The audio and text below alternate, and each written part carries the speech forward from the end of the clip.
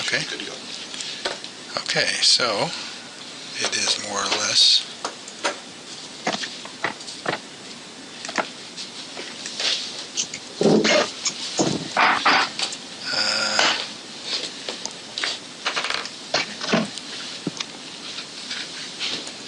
Let's see.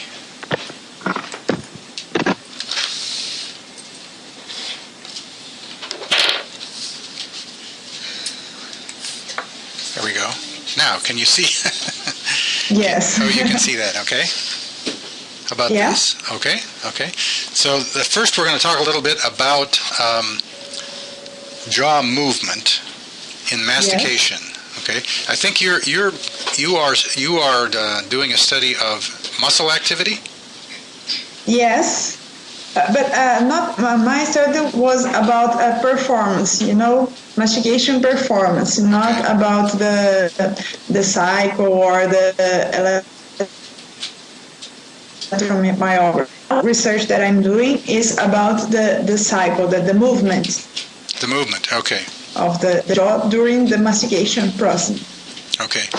Well, we actually, within the mastication module, we actually analyze both the movement and also the muscle function individually. But yes. Today we're just going to talk, I think, about the movement, because that's where we need to be. What is this change? What's this about color scheme here? We say yes, keep the current color scheme, or keep the current. Okay. Okay. So in the program, the opening movement is typically colored red, and the closing movement is colored blue, and that's sort of our de facto standard. Okay. The information that I'm going to present today is mostly information that has been determined from Japan, from Professor Maruyama at the University of Osaka. He's now retired. I think we may have sent you some reprints of some of these articles, so maybe some of this will be a little bit familiar. So when we look at a normal chewing pattern, the characteristics of it are that it's convex opening and convex in closing. So, and typically the opening is more medial and the closing is more lateral. And so we see that the cycle produces an open pattern like this in a normal case. And this would be a right side chewing sequence, because the closing path is entirely on the right side. Okay. Okay. By definition, the top here is the terminal chewing position, or TCP. And typically the bolus is between the teeth, so the teeth are not quite touching, or hopefully they're not touching, but they're very close together at this point. And then the turning point is the point at which the opening changes to closing. It's the most open point. Okay. If we draw a line through the middle of the pattern, when we're analyzing the pattern, the areas above the midline we are looking at with respect to the occlusion.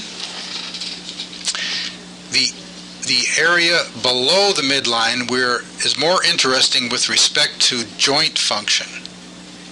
Yes.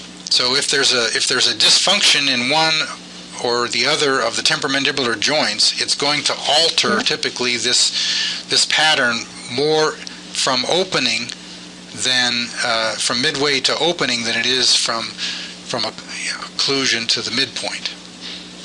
Okay. Typically. If there are interferences in the occlusion, it's going to alter the way the top part of this looks as we're either approaching occlusion, or as we're moving away from occlusion. This part will be altered more by the occlusion or problems with the occlusion. Yes. You can see that this pattern is asymmetrical. This is a right-sided chewing pattern. It's asymmetrical, and if the patient chews on the left side, we're going to get something that looks like basically a mirror image pattern. It's also symmetrical. It's bent in the other direction. Okay. So these are normal patterns for a frontal movement of the incisor point. Okay. So here's an actual recording, and what we've done here is we've had the patient chew on one side, and you see this pattern would be the left side, and then we've had the patient to switch to the other side, and this is the patient chewing on the other side. So you can see how the pattern represents approximately a mirror image with respect to the symmetrical.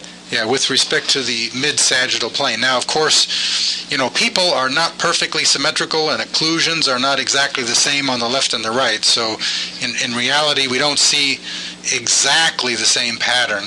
The pattern is altered a little bit by the local phenomenon. Okay. If we separate them into two separate sequences, now we have a left sequence here and we have a right sequence here. We can see that, again, they look very similar, they're just flipped from one side to the other. And this, again, is normal. This is a patient with a class 1 normal occlusion, good joint function. Everything is functioning very well for this particular subject. Okay. Now, the frontal plane is the most interesting view of mastication, because mastication mainly is a lateral and vertical movement. There's not so much movement in the AP direction. So it tends to be almost two-dimensional in the sense that we're moving vertically and we're moving laterally. And Maruyama and his group in Japan has come up with 4 classifications related to joint function. So the classification 1 would be F1 would be the normal classification. F2, and we can see mainly the opening pattern is altered in class 2. And that's mainly associated with disc displacement with reduction on the contralateral joint. So this example shows subject chewing on the left side. So the F2 pattern would suggest a disc displacement with reduction on the right side. Okay. Okay. The F3 pattern would be typically associated with a relatively acute disc displacement without reduction on the contralateral side, or in this case the right side. And what you see here is that the turning point now is also distorted, and that's due to limited range of motion in the affected joint. So instead of the turning point being on the side of the bolus, the turning point now has been distorted to the opposite side. And then the F4 pattern here is basically a chronic disc displacement with reduction, which means that there's less limitation, and it means that there's some recovery back towards a more normal pattern.